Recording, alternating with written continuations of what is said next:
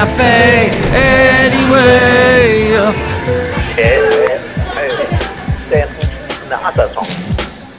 Mike's Daily Podcast. FF episode 962. Hello, it's Mike Matthews broadcasting from Podcastro Valleyton and Cafe Anyway here at the last place on earth.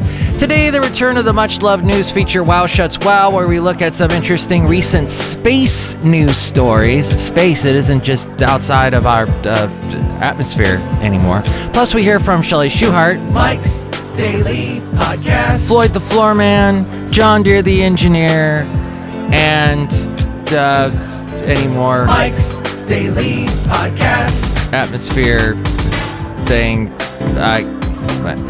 I've just accepted some people will never be on Facebook, and quite frankly, I am happy they are marching to their own drum and symphony. So when I see one of them join FB, I'm very surprised. And part of me wonders if Mark Zuckerberg has Mike's Daily Podcast edged a little bit closer to world domination. Yes, that sounds a little paranoid. Mike's I should post something about that. Daily Now I wonder if I Podcast. should join Snapchat. Yeah! I think if I do, for my age, that classifies as creepy. But there you go. People are joining the Facebook. Now, the other people that for years were, no, I don't want Mark Zuckerberg to have my information. No, I don't want to do. Now, it's like they have decided, I'm going to join. I'm going to become part of the hive. And that's what, you know what? I'm happy this person has joined because she posts pictures about her family and stuff. And before, she would have to do a group message. And what's another word for group message? Prison. Mobile phone prison. Because all of a sudden people are replying and you're getting all these texts on your phone. And if you're like my phone, you have the little sound effect go off whenever you get a text. And it's like bing, bing, or tweet, or whatever fantastic sound effect you've decided upon. Oh, speaking of sound effects, look who just walked in. Go ahead and say something. Hello, Mike Matthews. I'm afraid to say something. I'm like so shy. No, you're not. Mike Matthews, I reluctantly joined Facebook years ago, and I realized that when I post something, everybody likes it. That's true. You will get more comments and more likes on your posts if you are A, female, B, posting a picture of your kids, or of your cute dog, or of your cute something. Maybe it's a picture of you and your husband-to-be, or your fiancé, or you just got married. These things are the ones that get the billions of likes and the billions of comments below. And sure, that's fine. That's good. I'd rather it be that than someone going, Donald Trump for president! Oh, everybody else sucks! Guns! I mean, that's fine. You can post that, but the thing is, the great way to get around what Facebook does with its whole popularity contest thing, when you log on to Facebook, the first thing you see in the posts of what other people are posting is the most popular, unless you switch it to newsfeed, which is what I always do immediately. And it used to be people liked Twitter because that's how Twitter was. It wasn't a popularity contest, but now that Twitter does this thing while you're away, and you see the most popular thing. Now, Instagram, as far as I can tell, isn't doing that yet. Instagram is basically you're seeing whatever anybody is posting at that moment. So that's what. Mike Matthews, you know an awful lot about that stuff. I don't care about it. You don't? No, all I care about is that we have world peace. And that I stay warm because it's getting cold lately. It is. The temperature has dropped. But I find it invigorating. This time of year, the little chill on the back of my neck because it's getting cold, and the crispness in the air, the crispness, and I get all invigorated and like, yes, fall, yes, cold, jacket, sweater, wow. You get a little too excited. Maybe. But don't judge me. Oh, and coffee tastes better in this time of year. Because coffee during the summer, but this time of year it warms you up. It smells good. It's much more. If I were a reluctant coffee drinker, this would be the time of year I would get back into drinking it. Oh, look who else just walked in. Oh, Mike, this is Floyd the Floorman. And this is John Deere, the engineer. Mike, what are you doing? I'm hitting F8, so I remember where to put the door sound effect. All right, well, we were talking to you. That was very rude. Sorry. Yes, I believe that Mark Zuckerberg, every time someone joins Facebook, he gets wings. I was making a joke about It's a Wonderful Life. Have you seen that movie? Yeah, it's been a long time. You know, it seems like people, when we use movies as references, some people, they just see a gazillion movies, and they're referencing movies that I maybe should have seen, and then I don't know what they're talking about. And they're like, oh, you haven't seen that movie? You gotta see that movie, man. Best movie ever. Ant-Man. Gotta see Ant-Man. It's the best movie. No, I have not seen Ant-Man yet.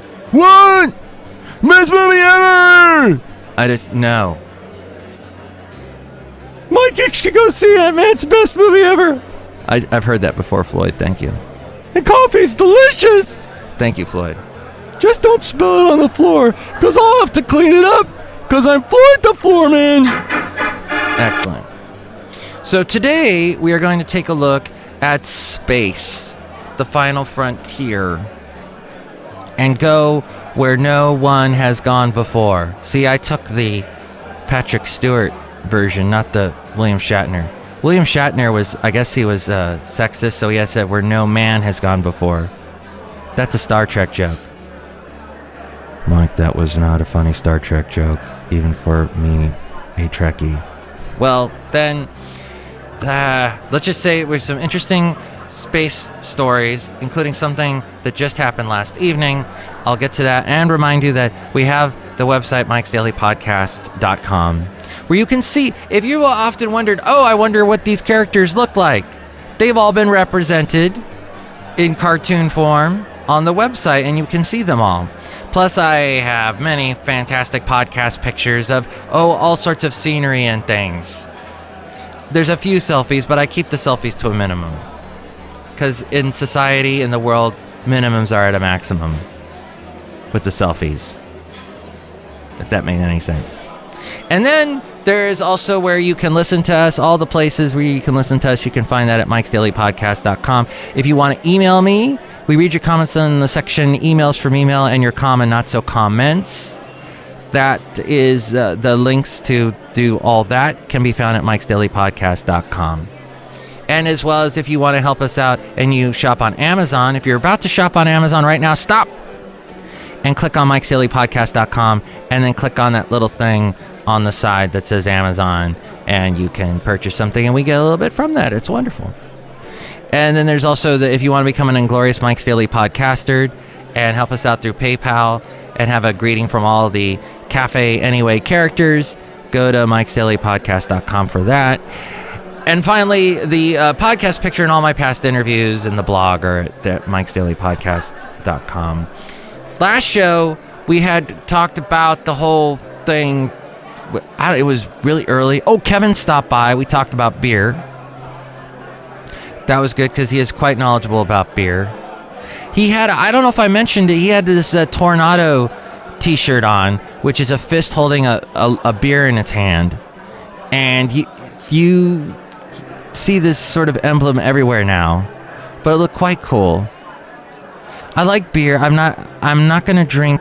I'm at the point in my life where I only drink 2 beer a night, and I don't drink the same beer. I'll mix it up if I'm at a beer place. I won't go, oh, it's only Guinness for me, only Coors.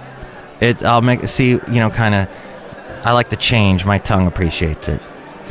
And we also heard, of course, last show, the finale of the Bobbleheads interview. Next show, in fact, we will be speaking to the singer, songwriter, and country musician MADELYN Victoria, a young gal from Texas who is quite talented and lovely. Did I mention she's talented? Yes. And so we'll do that. But first, let's get into the news segment, WOW SCHATZ WOW, named after when I tell my mom something interesting, she's German, so she says to me, "Wow Schatz wow," because she calls me Schatz because I'm her son. It's weird, that connection that she and I have, her being my mom and all. Wow Schatz wow. Catch a falling star and put it in your pocket. Never Perry let it freaking fade Como, away. my grandma's favorite singer. Falling star and Yes, there was something, a falling star or something in the sky, a mysterious light that rocketed across the Southern California sky last night. This, according to the Washington Post, sparking fears of nuclear war or an incoming meteor or an alien invasion even. It was actually an unarmed missile test fired by a Navy submarine. Okay, that's the end of the story. No, wait, there's more. A Navy spokesperson said that the projectile was fired from a ballistic missile submarine known as the USS Kentucky as part of an ongoing series of tests to ensure the reliability of the weaponry. Apparently, it was unarmed. And these exercises are classified. So that's why no one knew about it before the launch begins. It was conducted in the Pacific Test Range, a large area northwest of LA that the Navy uses to test fire Tomahawk and Standard Cruise missiles, of course, in the Pacific Ocean. That's kind of close to where I used to live in Ventura County, California, and we'd see some weird stuff. And San Fernando Valley, all there near LA, I'd see strange things like that. The lack of information about the streaking light fired up social media, which is something that, of course, I did not have when I was a kid. And people would just be like saying to each other, "What's that in the sky?" Oh, and then someone would just say aliens or a test missile or something. We had common sense back then, so we knew it wasn't aliens. Anyway, this fired up social media, this streaking light, and led countless people to turn their smartphones towards the sky. On Twitter, users created hashtags such as hashtag UFO and hashtag comet and hashtag UFO as they joked about the light and speculated about its origin and accused the government of a cover-up. In addition to posting images and video of the object online, witnesses flooded local law enforcement agencies with phone calls. At first, it looked like a gold shooting star, someone told CNN. It went from gold and small, burning for a few minutes, and turned into this blue spotlight, like at an event held at night, not like shooting out at, but a white, bright light. That sentence hard to read for some reason. It called to mind, people were reminiscing about that strange event that took place during World War II, where there was something in the sky above LA, and there was one picture taken that was printed in the paper, and it looks like there was a UFO above LA, or just the lights are weird the way they're shining. Maybe it created an effect that looked like a big UFO, but that can be found online. And also, this person went on to say the Taurid meteors would be coming from the east, and this light came from the west. We also could be more likely to see meteors about midnight, and the flash came near sunset. The military airspace to the west of LAX will be active for 1 week, creating traffic route limitations and requiring LAX to temporarily deviate from over-ocean operations. The next test the tests are to continue until November 12th. Twinkle, twinkle, lucky star. That, of course, is Meryl. From where you are. And I can imagine you as you are flying in space and you see the lucky twinkle, twinkle, lucky stars all about you. And you would go and you'd say, "Hey, I found out about this job because Mike told me on Mike's Daily Podcast at WOW SCHATZ WOW." Well, I got this from Smithsonian.com, but if you have ever dreamed of piloting a rocket into deep space, this is your opportunity. This week, NASA has announced that it's looking to recruit new astronauts. With a little luck, you could be one of the lucky few that makes it into space. Over the last month, NASA announced plans for several new missions into deep space and to Mars. This will be the first time humans have traveled further than low Earth orbit since the Apollo 17 moon mission. all the way back in 1972. NASA needs new recruits. The NASA administrator, Charles Bolden, said, "This next group of American space explorers will inspire the Mars generation to reach for new heights and help us realize the goal of putting boot prints on the red planet." Oh yeah, and people are interested in it, like that Matt Damon movie lately that's been so big, The Martian. That's been topping the box office for weeks now. These new astronauts will have the chance to advance critical science and research aboard the International Space Station and help push the boundaries of technology in the proving ground of deep space. Here's the good news. There are far fewer strict requirements for becoming an astronaut than it may seem. At the minimum, NASA requires candidates to have a bachelor's degree in a field like engineering, math, biology, or physics, 3 or more years of related experience, and the ability to pass the official astronaut physical. But just meeting the minimum requirements isn't likely enough to get you there. To stand out from the crowd, you'll probably want to beef up your resume with a couple of small things, like an advanced degree or 2, and at least 1,000 hours of piloting experience in a jet. There have only been 300 astronauts in the history of American space. Bad tongue. I'm admonishing my tongue. Excuse me. There have been, let's say that again, 300 astronauts in the history of American spaceflight, and the last time NASA put out an open call for astronaut applications was back in 2011. They only chose 8 finalists out of a pool of over 6,000 applicants. But if you do apply and become one of the lucky few accepted into NASA, and for many people that's probably a big but, you could have the much anticipated opportunity to set foot on the dusty red planet. Take us out, Merrill. Twinkle, twinkle, lucky star, can you send me love from where you are? As we go outside a cafe anyway, where we bring you Mike's Daily Podcast somewhere in Podcastro Valley 10. And here's today's podcast picture. And the picture was taken just last Thursday. I went with Basil the Boxer to Shadow Cliffs, which is in Pleasanton. It's this old quarry that's full of water now, big lake. And it's a beautiful park, big open space. You can let your dog off leash, walk around. Although somebody did recently post on Facebook that there were, I guess this person was not walking a dog and ran into some people that were walking dogs. And one of the dogs went up and bit this guy. And so he got this nasty bite, posted it on Facebook and said, he got like just a real quick blurry picture of the other person that owned the dog that bit him. And it was like, "Kid, you gotta help me track down this guy because I don't know if this dog had rabies." And yeah, so it was kind of scary. Don't know what became of that, but another good use to be on Facebook, to be a Facebook member. You can help to solve who it is that's bitten you. And then that picture is of the wonderful Shadow Cliffs area. There's this old tree that it looks to me like a dried up dead pear tree with the pears still in the tree. I don't know what it is exactly, but anyway, Basil was sniffing it. And you can see that picture now at Mike'sDailyPodcast.com.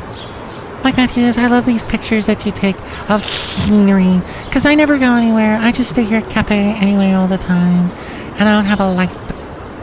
So these pictures help you have a life.